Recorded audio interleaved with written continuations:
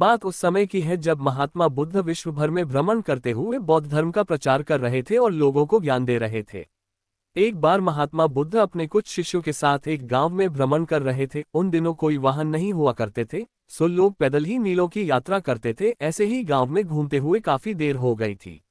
बुद्ध जी को काफी प्यास लगी थी। उन्होंने अपने एक शिष्य को गांव से पानी लाने की आज्ञा दी। जब वह शिष्य गांव में अंदर गया तो उसने देखा वहां एक नदी थी जहां बहुत सारे लोग कपड़े धो रहे थे। कुछ लोग नहा रहे थे तो नदी का पानी काफी गंदा सा दिख रहा था। शिष्य को लगा कि गुरु जी के लिए ऐसा गंदा पानी ले जाना ठीक नहीं होगा। ये सोचकर वह वापस आ गया। महात्मा बुद्ध को बहुत प्यास लगी थी, इसलिए उन्होंने फिर से दूसरे शिष्य को पानी लाने भेजा। कुछ देर बाद वह शिष्य लौटा और पानी ले आया। महात्मा बुद्ध ने शिष्य से पूछा कि नदी का पानी तो गंदा था, फिर तुम साफ पानी कैसे ले आए?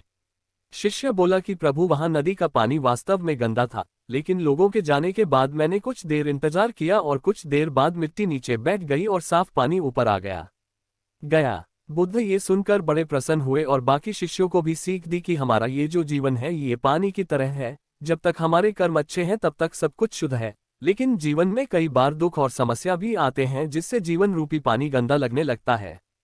कुछ लोग पहले वाले शिष्य की तरह बुराई को देखकर घबरा जाते हैं और मुसीबत देखकर वापस लौट जाते हैं। वह जीवन में कभी आगे नहीं बढ़ पाते। वहीं दूसरी ओर कुछ लोग जो धैर्यशील होते हैं वो व्याकुल नहीं होते और कुछ समय बाद गंदगी रूपी समस्याएं और दुख खुद ही खत्म हो जाते हैं।